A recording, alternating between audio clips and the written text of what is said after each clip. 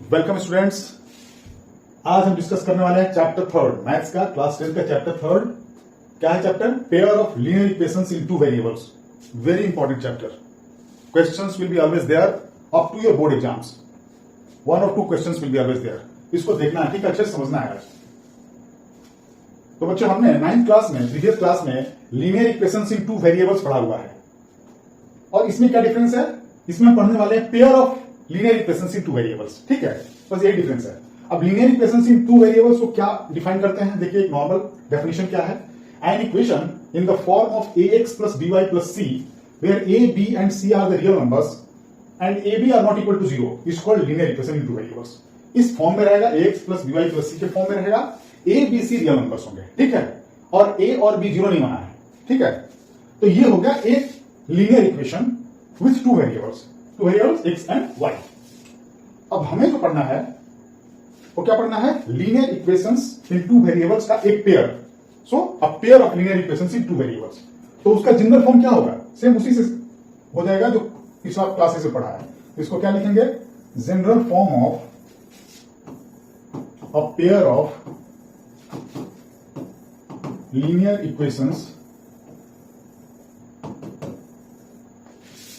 इन two variables. Okay, अब इसका general form क्या होगा? a1x plus b1y plus c1 is equal to 0। दूसरा इसका इक्वेशन क्या हो जाएगा? a2x plus b2y plus c2 is equal to 0। ये यहां पे दो इक्वेशंस हो गए। ठीक है, a pair of linear equations with these two variables. इसमें क्या लिखेंगे? a1 b1 and a2 b2 are not equal to 0 and a1 b1 c1 a2 b2 c2 are real numbers. इस तरीके से ये पेयर ऑफ लीनियर इक्वेशंस की general definition है और जनरल फॉर्म है। ओके, अब नेक्स्ट क्या है? इसका ग्राफिकली कैसे समझेंगे, थोड़ा देखते हैं नेक्स्ट।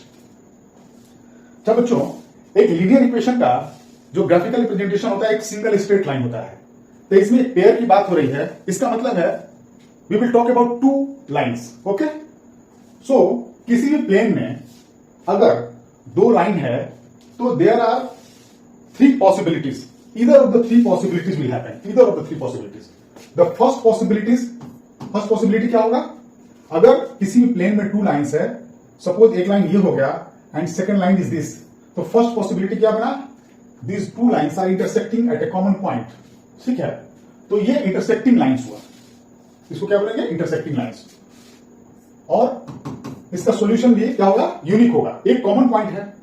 सेकंड पॉसिबिलिटी क्या होगी? दो लाइंस हैं और ये एक्सटेंड करते जा रहे हैं but they are not meeting, means this two lines will be parallel. ये सेकंड पॉसिबिलिटी हुई with any two lines in a plane. Now third possibility क्या बनता है? This two lines will be coincident, means दोनों line एक दूसरे पे overlap कर रहे हैं। एक्चुअल में एक ही लाइन है वो, ओवरलैपिंग से। ठीक है, तो ये अगर आपने समझ लिया तो आगे हम इसको graphically method of solution of a pair of linear equation समझने में हेल्प मिलेगा। इसमें क्या है? पहला point, the lines may intersect in a single point. In this case the pair of equation has a unique solution, consistent pair of equation. जो पहला case बताया था, दो लाइन अगर एक दूसरे को इंटरसेक्ट कर रहा है तो उसका common solution mean common point जो मिल रहा है उसको यूनिक सॉल्यूशन बोलेंगे और वो कंसिस्टेंट पेयर ऑफ इक्वेशन होगा। और कंसिस्टेंट नेचर मतलब कम से कम एक सॉल्यूशन तो है उसका, सो these lines will be consistent। अब second, the lines may be parallel in case the equation have no solution, so inconsistent pair of equation।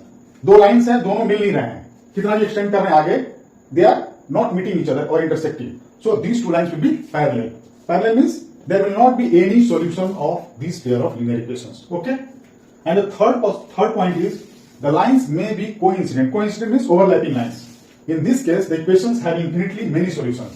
ऐसे केस में पेयर ऑफ लीनियर इक्वेशंस का जो सॉल्यूशंस होगा वो इनफाइनाइट होगा। ठीक है, infinitely many solutions and they will be consistent pair of solutions.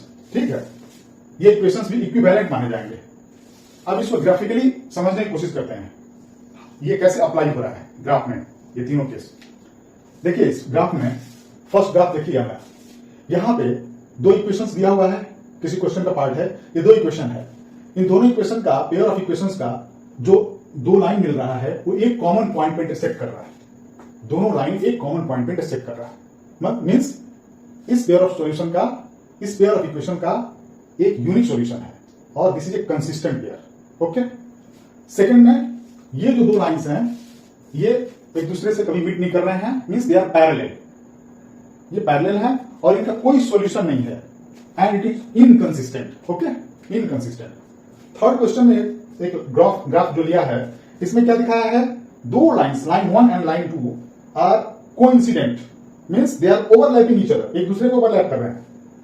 इसका क्या है, ये दोनों इक्विवेलेंट इक्वेशन हो जाते हैं और इसके इंफिनिटली मेनी सॉल्यूशंस होंगे। ठीक है, and the last graph shows the first case, ये दो इक्वेशन है, दोनों का एक कॉमन पॉइंट है, means it has got a unique solution and consistent in nature.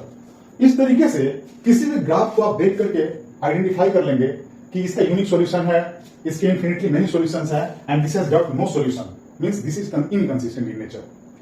और आगे क्वेश्चन सोल्व करने में ये जो कंडीशंस हैं ये हमेशा अप्लाई होंगे, इसलिए इसको क्लियरली समझना है, वीडियो को देखना है और समझने की कोशिश करना है। आज के लिए इतना ही, स्टॉप करते हैं, अगले वीडियो में मिलते हैं। थैंक्स।